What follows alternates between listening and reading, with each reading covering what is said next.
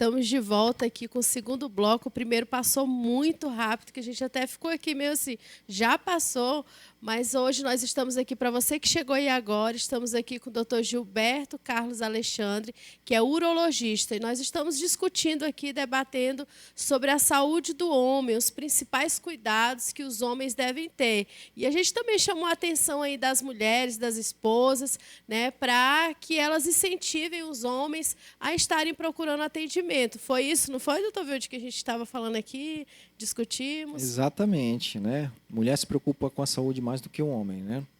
Exatamente, uma das nossas tarefas aqui é levar essa informação que os homens precisam quebrar esse tabu, né? Principalmente relacionado ao toque. Gilberto, mas qual o momento mais apropriado para se fazer o rastreamento do câncer de próstata? É 40 anos, é 45, é 50? Explica para a gente. Pois é, sobre o rastreamento, a gente tem a norma da Sociedade Brasileira de Urologia, né, que é começar aos 45 anos. Principalmente aquelas pessoas que têm história de câncer na família e os afrodescendentes, né, porque a pessoa da raça negra ela tem mais chances de ter câncer de próstata, então ela tem que começar mais cedo. Então, o paciente que a gente sempre cuida um pouco mais referente aí ao período de fazer exames. Então, a partir dos 45 anos, né, os pacientes, a priori, que não têm história de câncer na família, a gente poderia estar começando aos 50 anos. Mas, então, está recomendado aí, a partir dos 45 anos, a gente começar a fazer o rastreio do câncer de próstata, que é o exame de sangue, PSA, junto com o exame físico do paciente, né? E mais a história clínica, né, para saber aí se o paciente sente alguma coisa, se tem alguma alteração. A gente começou a falar um pouco sobre toque retal, sobre o exame de PSA, mas aí fica aqui ainda aquela brecha, assim, né? Quando realmente se deve fazer o toque retal? Né? Se o PSA tiver tudo normal, eu preciso fazer ou não? Quando é que se deve fazer, doutor, o toque retal? Pois é, o ideal é a gente sempre fazer o toque retal, porque o exame de PSA, né, a gente tem uma formulazinha assim que só o toque ele daria 30% dos diagnósticos, e só o PSA ele daria 30% dos diagnósticos também. Ainda ficaria 40% dos diagnósticos sem a gente conseguir dar, mesmo fazendo o PSA e fazendo o toque. Então, assim, se você fizer os dois, você já vai ter 60% de chance. Porque, às vezes, o tumor ainda está imperceptível, ele ainda é pequeno. Então, o PSA ainda não alterou, o toque ainda é normal. Então, por isso que precisa da peridiosidade, né? Aquele exame todo ano, né? Então, é importante isso aí, porque a gente acompanha o PSA. Existe um outro derivado do PSA que a gente chama de velocidade de crescimento do PSA. Então, o PSA ele não pode crescer mais que 0,75 ao ano. Ou, para essa pessoa mais jovem, 0,4. Esse mais jovem, esse negro, esse que tem história na família, que é aquele paciente que a gente rastreia mais de perto. Então, se o PSA subir de um ano para o outro mais que 0,75, a gente já tem que ver. Então, por isso que é importante fazer sempre o exame todo ano. Então, o médico vai marcar para você, daqui 6 meses você tem que fazer de novo. Daqui a 1 ano. Que às vezes a gente vê que o PSA subiu um pouquinho, a gente pede para repetir com 6 meses. Então, cada caso é um caso. Então, é importante fazer o PSA e fazer o toque. Só aí nós temos 60% de chance de descobrir. Muito interessante essa informação, viu? E, assim, essa questão de ir sempre, porque você precisa ter um parâmetro, né, doutor? Aí, se a pessoa vai daqui, não, com 50 anos ou 60 anos que ela vai procurar, tu não tem um parâmetro anterior, né? Para ter uma discussão ali se está aumentando ou como que está a situação, não é isso? É muito importante a gente saber do exame do ano passado, do ano atrasado, porque você vai acompanhando, que ele não pode subir muito, né? Porque se ele subir muito, aí alguma coisa aconteceu. Então, o limite aí é até esse número aí, né? E a gente lembrando que até 4 é normal, né? Para quem já tem aí acima de 50 anos de idade. Então, é importante o exame periódico, que a priori ele é anual, né? Ele é anual. Então, é bem seguro. Aí você tem que fazer os seus outros exames também, a glicemia de jejum para ver o diabetes, o colesterol, né, o exame da anemia, o exame da filtração do rins, né? Então, é importante o seu periódico uma vez por ano. Gilberto, você falou aí em diabetes e outros exames, a importância desses outros exames. Então, fala para a gente sobre quais são os fatores de riscos que levam a pessoa, o homem, a desenvolver aí esse câncer de próstata.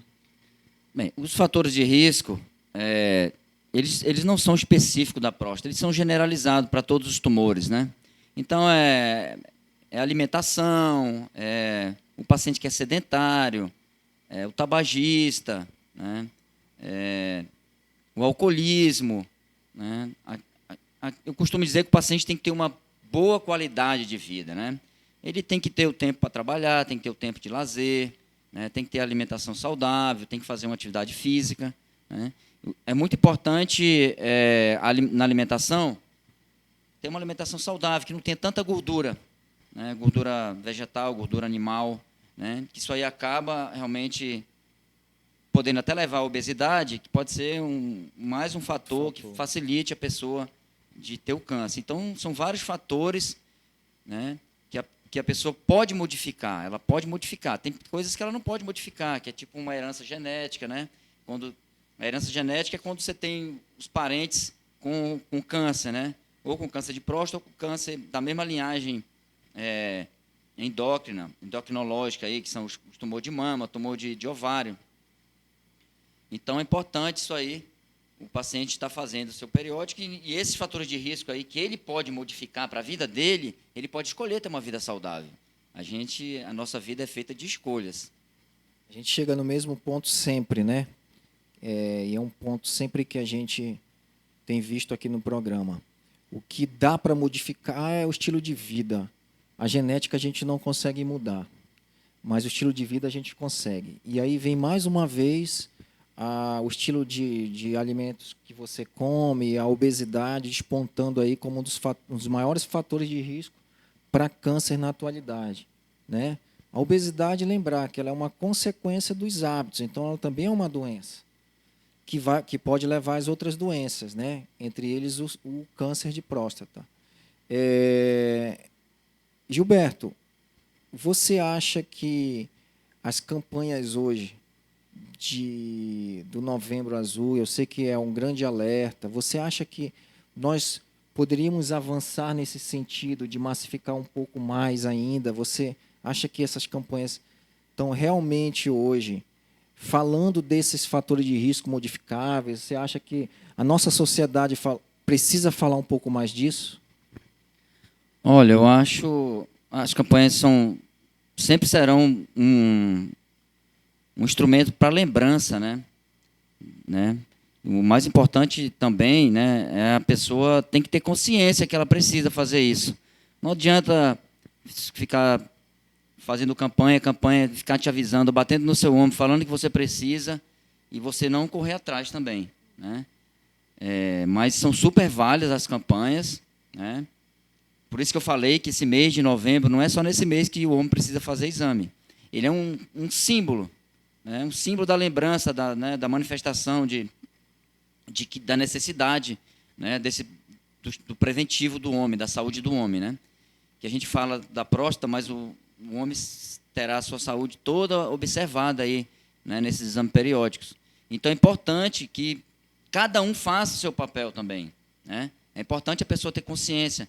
É excelente as mulheres, né, lembrar, incentivar, né, o seu marido, o seu irmão, ali, o seu parente, a ir fazer o exame.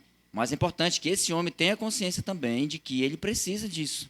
Infelizmente, quando a pessoa não faz isso, desde cedo, pode chegar um dia que vai ser tarde, né? E a pessoa vai acabar sofrendo bastante. E uma coisa que a gente sempre bate na tecla aqui no programa é a respeito da prevenção. É para que não chegue, né, na doença propriamente dita. A gente traz informações, discute sobre as patologias, sobre as doenças, porém, o nosso foco maior é a prevenção, né? É para que a pessoa não chegue a esse ponto de precisar tratar, de precisar, porque a gente sabe como que funciona toda essa situação, a família como que fica, né? A família toda fica atingida, né? Ainda mais quando o homem é o provedor do lar, né? E aí ele precisa parar ali de trabalhar para poder estar procurando tratamento. Então, assim, é algo muito difícil. Então, para que isso não aconteça, a gente está aqui trazendo informações para vocês com o doutor Gilberto Carlos Alexandre, para que vocês consigam entender a importância da prevenção. E aí, doutor, tem uma pergunta aqui de um telespectador que é a seguinte: o câncer de próstata é um câncer de crescimento rápido? Ele assim avança muito rápido ou demora assim, tipo, 20 anos, um exemplo, né? Ou ele é um câncer assim que, não, acometeu, é rapidinho, a pessoa vem a óbito?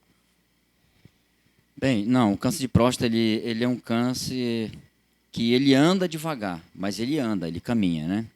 E acaba que ele pode acontecer aquilo que a gente viu ali naquele quadro, que se o PSA tiver mais altinho ali quando for feito o diagnóstico, pode ser que a pessoa não vai ter um sucesso mais no tratamento.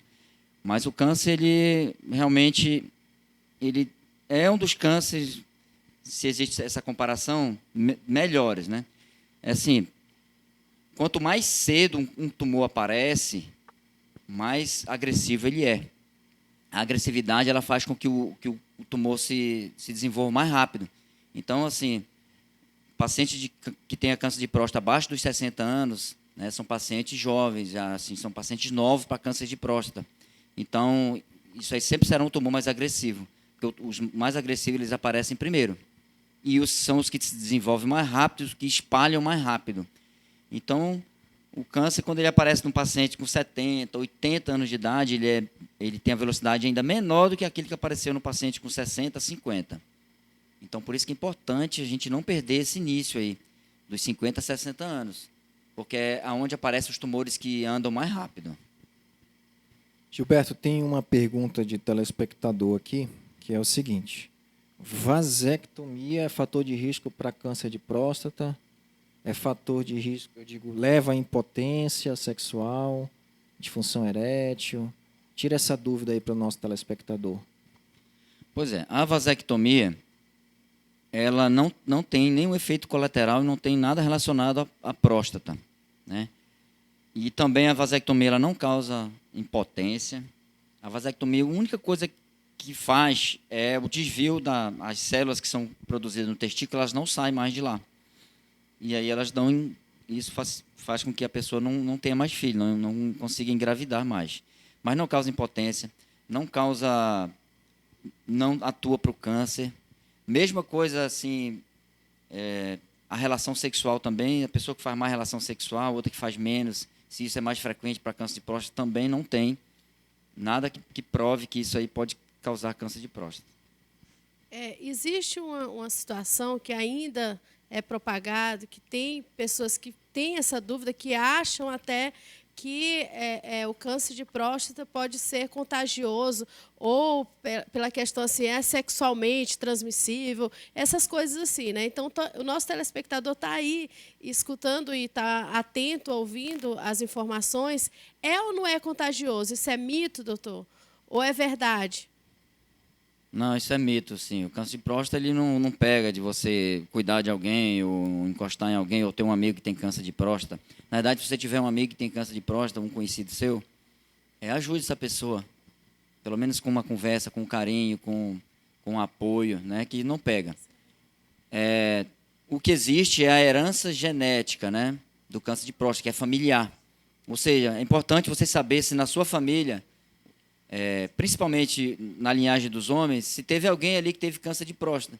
Se tiver um familiar, 2 familiares, 3 familiares, quanto mais familiares tiver, maior é a sua herança genética. Então, mais risco você vai ter. Então, é importante você saber os seus antecedentes. Às vezes o paciente chega, a gente pergunta, você tem algum parente que deu câncer de próstata? A pessoa não sabe, eu vivo tão longe da minha família. Então, é importante você ter essa informação para dar para o médico. Tá vendo aí? Ficar atento a todas as informações, capturar ali, né, na família ali, observar tudo direitinho, tá? Nós já estamos aí encerrando mais um bloco que passou mais rápido ainda do que o primeiro. Então, eu já digo para vocês, não saiam daí, fiquem ligadinhos aí no programa Missão Saúde na TV. Já, já a gente volta.